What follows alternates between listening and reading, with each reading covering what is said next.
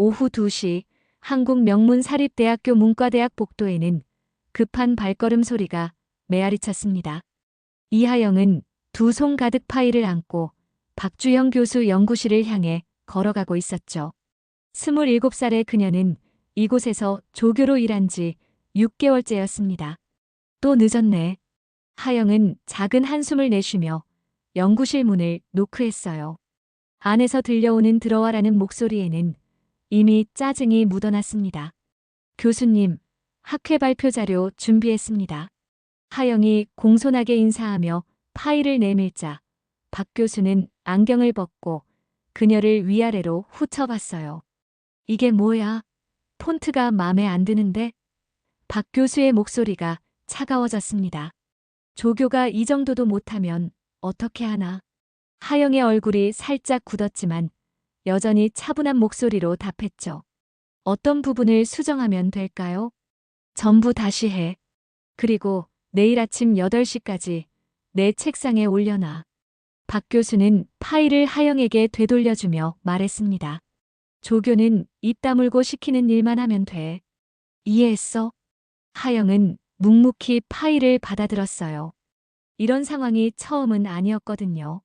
지난 몇 개월 동안 박 교수의 갑질은 점점 심해졌습니다. 주말에도 연락이 오고 밤늦게까지 논문 작업을 시키는 건 기본이었죠. 그리고 오늘 저녁에 학과 회식이 있으니까 참석해. 술 따르는 것도 내일이야. 박 교수가 덧붙였습니다. 하영이 연구실을 나서자 복도에서 마주친 동료 조교가 조심스럽게 말을 걸었어요. 하영 씨, 괜찮아요? 박 교수님이 요즘 너무 심하게 대하시는 것 같은데.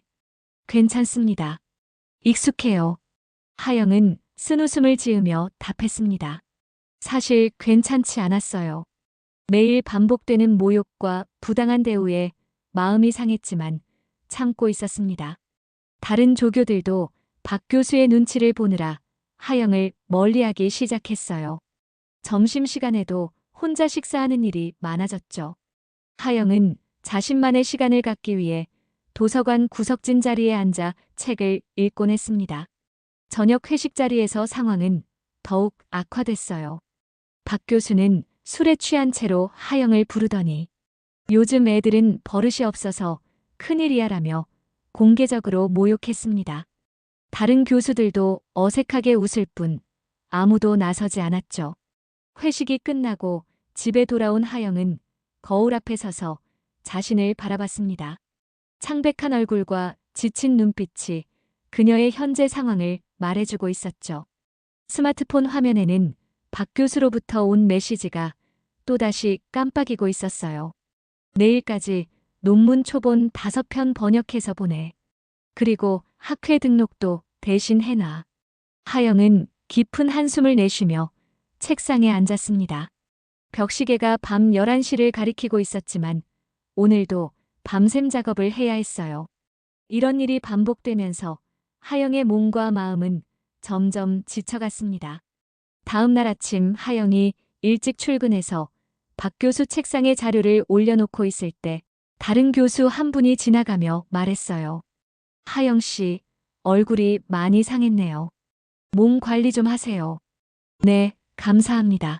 하영은 억지로 미소를 지었습니다. 박 교수가 연구실에 도착한 것은 오전 10시였어요.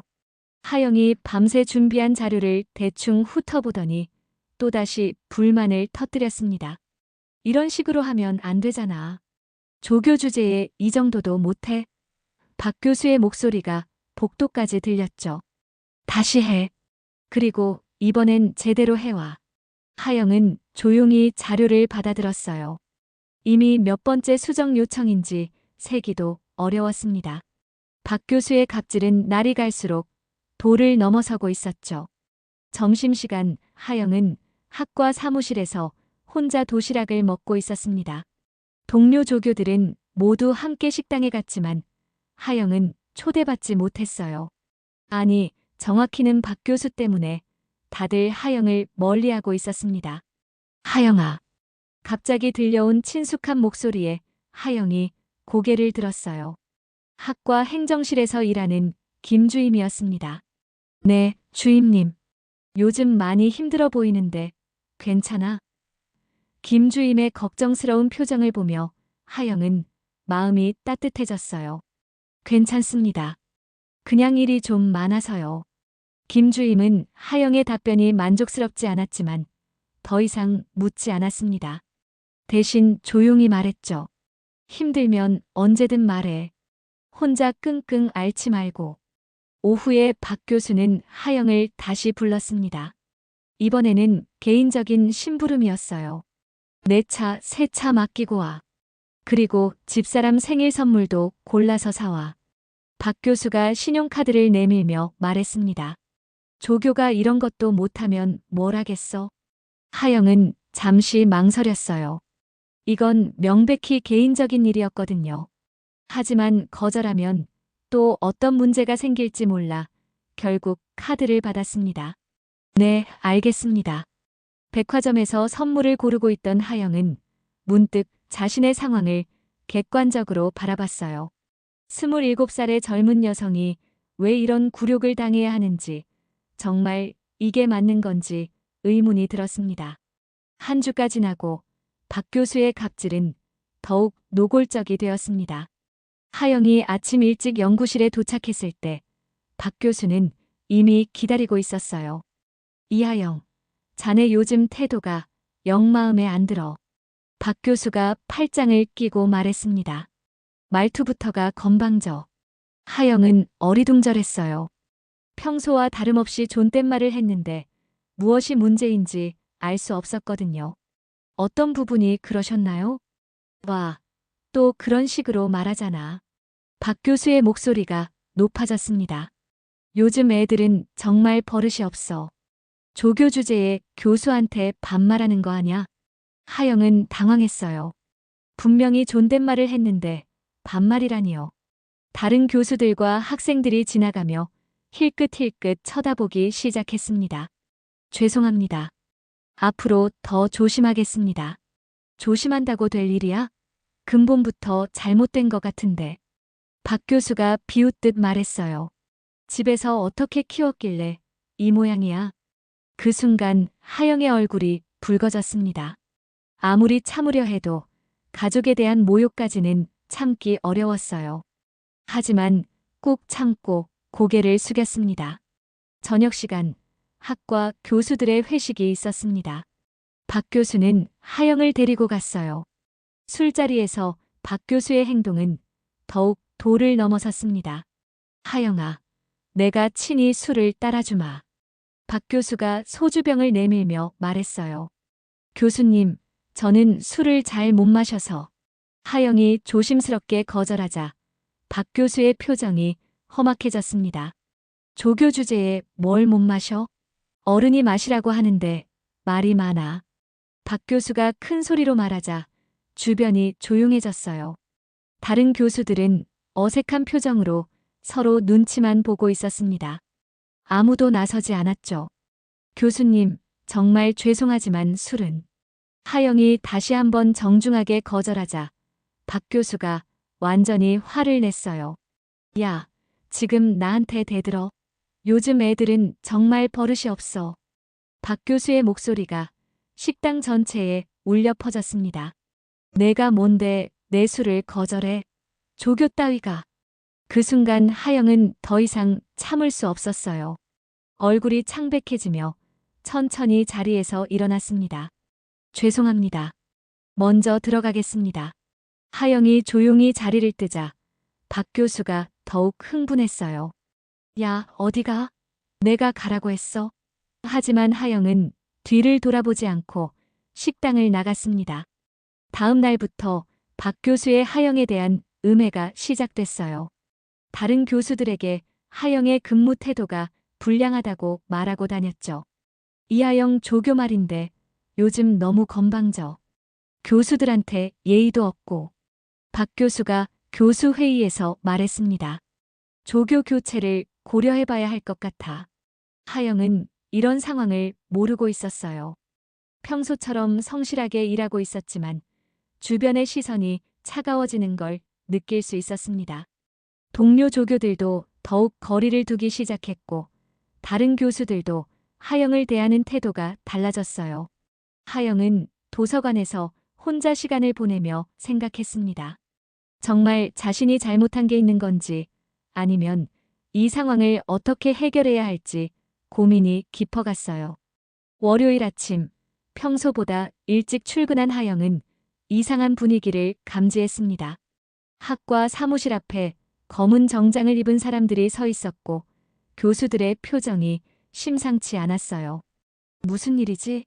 하영이 중얼거리며 자신의 자리에 앉았을 때 김 주임이 다가왔습니다. 하영 씨, 오늘 감사팀이 왔어요. 총장 직속 인사감사팀이요. 하영의 심장이 빨라졌어요. 감사팀이라니 무슨 일일까요? 무슨 일로요? 글쎄요, 정확한 건 모르겠지만 교수님들 연구실을 조사한다고 하더라고요. 김 주임이 조심스럽게 말했습니다. 오전 10시 박 교수 연구실에 감사팀 직원 2명이 들어갔어요. 박 교수는 당황한 기색을 감추지 못했습니다. 무슨 일입니까? 갑자기 이게 무슨... 박주형 교수님, 저희는 총장 직속 인사감사팀입니다. 몇 가지 확인할 사항이 있어서 왔습니다. 감사팀장이 공문을 내밀며 말했어요. 조교관리 및 연구비 사용 내역, 그리고 논문 작성 과정에 대해 조사하겠습니다. 박 교수의 얼굴이 창백해졌어요.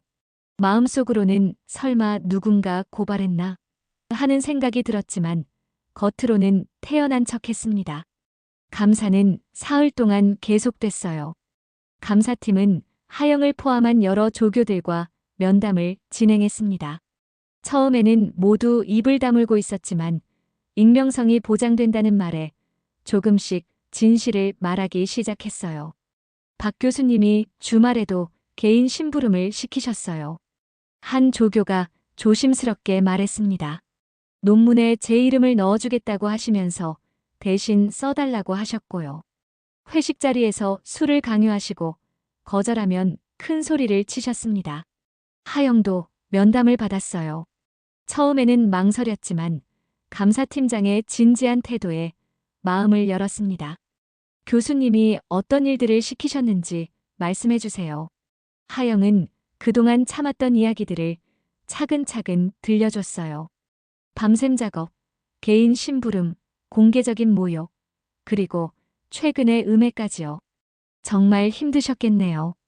감사팀장이 동정하는 목소리로 말했습니다. 다른 증거 자료가 있나요? 하영은 스마트폰에 저장된 박 교수의 메시지들을 보여줬어요.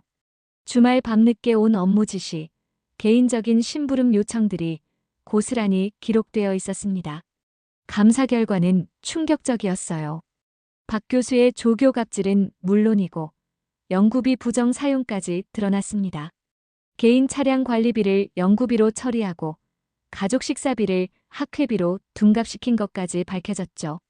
목요일 오후 박 교수에게 총장 면담 요청이 전달됐어요.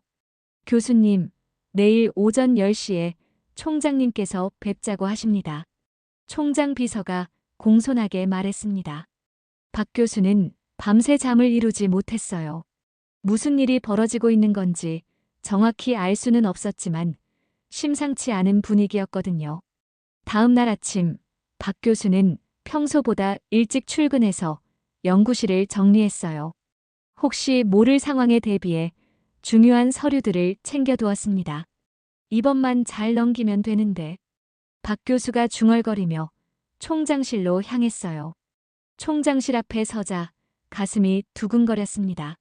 50대 중반의 나이에도 총장 앞에서는 여전히 긴장됐어요. 문을 노크하고 들어가는 순간 박 교수의 세상이 뒤바뀔 줄은 꿈에도 몰랐습니다. 총장실 문을 열고 들어선 박 교수는 순간 발이 멈췄습니다. 총장 책상 앞 의자에는 총장님이 앉아 계셨고 그 옆 소파에는 이하영이 앉아 있었어요. 어서 오세요, 박 교수님. 총장이 차분한 목소리로 말했습니다. 앉으시죠. 박 교수는 눈을 비비며 다시 한번 확인했어요. 분명히 이하영이 맞았습니다. 그런데 왜 하영이 총장실에 있는 거죠? 총장님, 이게 무슨... 박 교수의 목소리가 떨렸습니다. 먼저 소개부터 하겠습니다. 총장이 하영을 바라보며 말했어요. 이하영 조교는 제 손녀입니다. 그 순간 박 교수의 무릎에 힘이 빠졌어요. 의자에 주저앉으며 입을 벌린 채 하영과 총장을 번갈아 봤습니다. 손녀분이라고요? 박 교수의 목소리가 간신히 나왔어요. 네, 그렇습니다. 총장의 표정이 엄숙해졌습니다. 그리고 박 교수님이 지난 몇 개월 동안 제 손녀에게 어떤 일을 했는지 모두 알고 있습니다. 박 교수는 식은땀이 흘렀어요. 머릿속이 하얘지면서 그동안 하영에게 했던 모든 행동들이 주마등처럼 스쳐 지나갔습니다. 총장님, 저는 몰랐습니다. 정말 몰랐다고요. 박 교수가 떨리는 목소리로 말했어요. 몰랐다고 해서 갑질이 정당화되는 건 아니죠. 총장이 단호하게 말했습니다. 설령 하영이 제 손녀가 아니더라도 조교에게 그런 식으로 대하는 건 용납될 수 없습니다. 하영은 조용히 앉아 있었어요. 표정은 차분했지만 마음속으로는 복잡한 감정이 교차하고 있었습니다. 드디어 진실이 밝혀지는 순간이었거든요. 박 교수님, 총장이 책상 위에 파일을 열며 말했습니다. 감사 결과를 보겠습니다. 조교 갑질, 연구비 부정 사용, 논문 공저자 강요. 참 많은 문제가 있네요. 박 교수는 더 이상 변명할 수 없었어요. 모든 증거가 명확했거든요. 특히 이 부분을 보세요. 총장이 스마트폰 메시지 내역을 가리키며 말했습니다. 일요일 밤 11시에 조교에게 업무 지시를 하고 개인 심부름까지 시키셨네요. 그리고 이건 뭡니까? 총장이 또 다른 서류를 보여줬어요. 가족 식사비를 학회비로 처리하고 개인 차량 정비비를 연구비로 사용했네요. 박 교수는 고개를 숙이고 있을 수밖에 없었어요. 모든 것이 들통났으니까요. 총장님, 정말 죄송합니다. 박 교수가 간신히 말했습니다. 제가 잘못했습니다. 지금 와서 사과한다고 해결될 문제가 아닙니다. 총장의 목소리에는 분노가 섞여 있었어요. 특히 제 손녀에게 그런 식으로 대했다는 건. 할아버지. 하영이 처음으로 입을 열었습니다. 저 때문에 더 큰 처벌을 받게 하고 싶지는 않아요. 박 교수는 하영이 총장을 할아버지라고 부르는 걸 듣고 더욱 충격받았어요. 정말 혈육간이었구나 하는 생각이 들었습니다. 하영아, 내가 너 그렇게 생각해줘도 원칙은 원칙이야. 총장이 부드럽게 말했어요. 이런 일이 다시 일어나면 안 되거든. 박 교수는 그제야 상황의 심각성을 깨달았어요. 단순한 갑질 문제가 아니라 총장의 손녀를 괴롭힌 거였으니까요. 총장님, 정말 죄송합니다. 박 교수가 고개를 깊이 숙이며 말했습니다. 어떤 처벌도 달게 받겠습니다. 총장실에서의 면담이 끝난 지 이틀 후 대학 전체가 술렁이기 시작했습니다. 박주영 교수 징계위원회 회부 소식이 교내에 전해졌거든요. 정말이야? 박 교수가 징계위에 회부됐다고? 한 교수가 동료에게 물었어요. 응, 조교 갑질이랑 연구비 부정 사용 때문이래. 그런데 더 충격적인 건 동료 교수가 목소리를 낮췄습니다. 피해자가 총장 손녀라는 거야. 소문은 순식간에 퍼져나갔어요. 교수들은 물론이고 학생들까지 이 소식을 알게 됐습니다. 박 교수는 연구실에 틀어박혀 나오지 않았어요. 복도를 지날 때마다 사람들의 시선이 따가웠거든요. 그동안 권위적이고 거만했던 모습은 온데간데였고 초췌한 얼굴로 고개만 숙이고 다녔습니다. 교수님, 괜찮으세요? 한 대학원생이 조심스럽게 물었지만 박 교수는 대답하지 않았어요. 징계위원회는 일주일 후에 열렸습니다. 증인들이 차례대로 불려나와 증언했어요. 하영을 포함한 여러 조교들, 그리고 박 교수의 갑질을 목격한 교직원들까지요. 박 교수님은 평소에 조교들을 어떻게 대하셨나요? 징계위원장이 물었습니다. 주말에도 개인 심부름을 시키고 밤늦게까지 일을 시켰습니다. 한 조교가 떨리는 목소리로 답했어요. 거절하면 큰 소리를 치시고 공개적으로 모욕하셨습니다. 박 교수는 고개를 들 수 없었어요.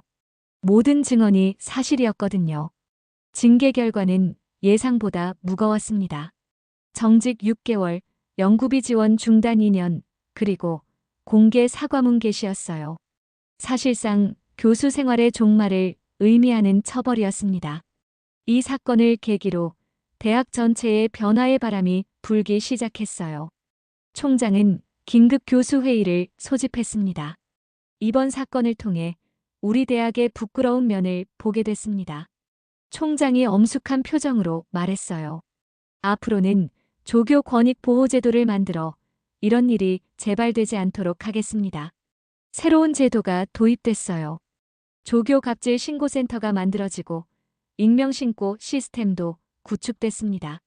또한 조교들의 근무 시간을 명확히 하고 개인 심부름을 금지하는 규정도 생겼죠. 언론에서도 이 사건에 주목했어요. 명문대 교수의 조교 갑질, 피해자는 총장 손녀라는 제목의 기사가 연일 보도됐습니다. 다른 교수들도 자신들의 행동을 돌아보기 시작했어요. 우리도 조교들에게 너무 무리한 요구를 한 건 아닐까? 한 교수가 동료에게 말했습니다. 맞아. 앞으로는 더 조심해야겠어. 사람 대 사람으로 존중하면서 일해야지. 학과 분위기도 크게 달라졌어요. 조교들이 더 이상 교수들 눈치를 보지 않게 됐고 정당한 권리를 주장할 수 있게 됐습니다. 하영은 이런 변화를 지켜보며 복잡한 심정이었어요. 자신 때문에 시작된 일이지만 결과적으로는 많은 조교들에게 도움이 됐으니까요. 하영 씨, 정말 고생 많으셨어요. 김주임이 따뜻하게 말했습니다. 덕분에 우리 대학이 더 좋은 곳이 될 것 같아요. 박 교수는 결국 사직서를 제출했어요. 더 이상 이 대학에서 버틸 수 없었거든요. 20년 넘게 쌓아온 교수 생활이 한순간에 무너진 거였습니다. 박 교수 사건이 일단락된 후 하영은 총장인 할아버지와 조용한 시간을 가졌습니다. 총장실이 아닌 캠퍼스 내 작은 찻집에서 만났어요. 할아버지, 그동안 숨기고 있어서 죄송했어요. 하영이 차를 마시며 말했습니다. 아니야, 하영아. 내가 스스로 하고 싶어 했던 일이잖아. 총장이 부드럽게 미소 지었어요.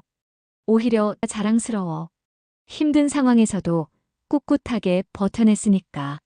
하영은 잠시 생각에 잠겼습니다. 지난 몇 개월 동안의 일들이 주마등처럼 지나갔어요. 할아버지, 전 이 일로 인해 더 강해진 것 같아요. 하영이 진지하게 말했습니다. 그리고 중요한 걸 깨달았어요. 무엇을 깨달았니? 저 같은 피해자가 더 이상 생기지 않도록 바꾸고 싶어요.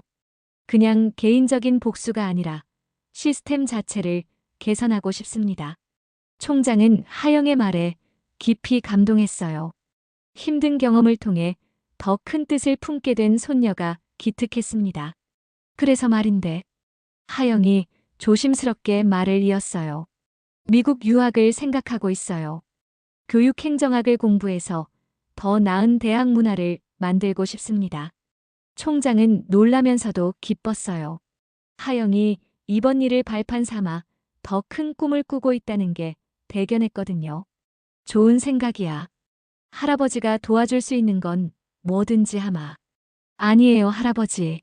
제 힘으로 해보고 싶어요. 하영이 웃으며 말했습니다. 이미 장학금 신청서도 넣었어요. 며칠 후 놀라운 소식이 날아왔어요. 하영이 미국 명문대학교 교육행정학과 박사과정에 전액 장학금을 받고 합격한 거였습니다. 축하해요, 하영 씨. 동료 조교들이 축하 인사를 전했어요. 정말 대단해요. 하영의 합격 소식은 학과 전체에 기쁜 소식이 됐습니다. 그동안 어려운 상황을 견뎌낸 하영이 좋은 결과를 얻게 돼서 모두가 기뻐했어요. 하영아, 미국 가서도 건강 조심하고. 김 주임이 걱정스러운 표정으로 말했습니다. 네, 주임님. 그동안 많이 도와주셔서 감사했어요. 하영은 출국 전까지 남은 기간 동안 새로 만들어진 조교 권익 보호제도 정착에 도움을 줬어요. 후배 조교들에게 권리의식을 갖도록 교육하기도 했죠. 선배님, 덕분에 우리가 더 당당하게 일할 수 있게 됐어요. 한 후배 조교가 고마워했습니다. 당연한 권리를 찾은 거예요. 앞으로도 주눅들지 말고 당당하게 일하세요. 총장도 하영의 출국을 앞두고 특별한 시간을 마련했어요. 가족들과 함께하는 작은 송별회였습니다. 하영이가 이번 일을 통해 정말 많이 성장했구나. 할머니가 눈물을 글썽이며 말씀하셨어요. 할머니, 울지 마세요. 열심히 공부해서 좋은 모습으로 돌아올게요. 출국 당일 공항에는 할아버지와 할머니, 그리고 몇몇 동료들이 나왔어요. 하영은 그동안의 고마움을 표현했습니다. 할아버지, 그동안 믿고 기다려주셔서 감사했어요. 미국에서 열심히 공부해서 우리나라 대학 문화 개선에 기여할 수 있는 사람이 되겠습니다. 그래, 하영아. 내 뜻이 꼭 이루어지길 바란다. 비행기가 이륙하며 한국을 떠나는 하영의 마음은 새로운 희망으로 가득했어요. 힘들었던 과거를 딛고 더 나은 미래를 향해 나아가는 기분이었습니다.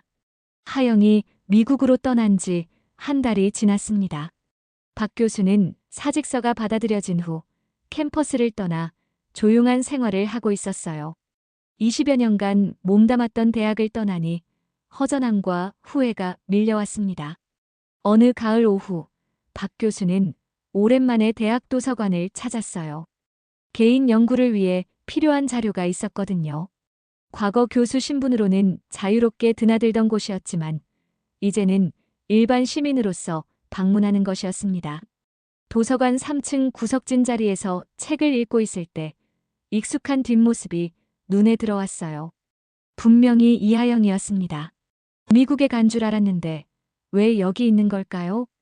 박 교수는 잠시 망설였어요. 다가가서 인사를 해야 할지 아니면 그냥 지나쳐야 할지 고민됐습니다. 결국 용기를 내어 조심스럽게 다가갔어요. 하영 씨? 하영이 고개를 들었습니다. 박 교수를 보는 하영의 표정은 놀라움과 당황이 섞여 있었어요. 교수님, 안녕하세요. 미국에 간 줄 알았는데 언제 돌아오셨나요? 아, 한국에서 정리할 일이 있어서 잠깐 들렀어요. 내일 다시 출국합니다. 하영이 차분하게 답했습니다. 박 교수는 잠시 침묵했어요. 무슨 말을 해야 할지 모르겠더라고요. 그동안 하영에게 했던 모든 행동들이 부끄럽게 느껴졌습니다. 하영 씨, 박 교수가 떨리는 목소리로 말했어요. 그동안 정말 미안했네. 하영은 박 교수를 조용히 바라봤습니다. 분노나 원망의 감정은 보이지 않았어요. 오히려 담담한 표정이었습니다. 교수님도 많이 힘드셨죠? 박 교수는 예상치 못한 하영의 반응에 당황했어요. 따뜻한 말 한마디가 오히려 더 큰 죄책감을 불러일으켰습니다. 내가 정말 잘못했어. 내가 총장님 손녀인 걸 몰랐다고 해서 변명이 되는 것도 아니고. 박 교수의 목소리가 작아졌어요. 교수님, 이제 그 이야기는 그만해도 될 것 같아요. 하영이 부드럽게 말했습니다. 저도 그 일을 통해서 많은 걸 배웠어요. 배웠다고? 네, 부당한 일에 맞서는 용기도 배웠고 시스템을 바꾸는 것의 중요성도 깨달았어요. 어찌 보면 교수님 덕분인 셈이죠. 박 교수는 하영의 성숙한 모습에 더욱 부끄러워졌어요. 자신이 괴롭혔던 사람이 오히려 자신을 이해해주고 있다니요. 하영 씨, 정말 훌륭한 사람이군요. 나는 정말 부끄럽습니다. 교수님, 한 가지 부탁이 있어요. 하영이 진지하게 말했습니다. 무엇이든 말해보세요. 제가 받은 사과를 다른 조교분들에게도 전해주세요. 저만 힘들었던 게 아니잖아요. 박 교수는 고개를 끄덕였어요. 하영의 말이 맞았습니다. 그동안 많은 조교들이 자신 때문에 고생했거든요. 그렇게 하겠습니다. 정말, 정말 고맙습니다. 하영은 책을 정리하며 자리에서 일어났어요. 교수님, 건강하세요. 그리고 하영이 잠시 망설이다가 말했습니다. 교수님도 새로운 시작을 하시길 바래요. 박 교수는 하영이 떠나는 뒷모습을 바라보며 깊은 한숨을 쉬었어요. 자신이 얼마나 어리석었는지 깨달았습니다. 며칠 후, 박 교수는 학과 사무실을 찾아가 조교들에게 정식으로 사과했어요. 그동안 제가 여러분들에게 많은 상처를 드렸습니다. 진심으로 사과드립니다. 하영의 당부대로 박 교수는 다른 피해자들에게도 진심 어린 사과를 전했습니다. 이제 새 학기가 시작됐고 대학은 새로운 분위기로 변화하고 있었어요. 조교 권익 보호 제도가 자리 잡으면서 건전한 학내 문화가 형성되고 있었습니다. 박 교수는 조용한 시골로 내려가 작은 서점을 열었어요.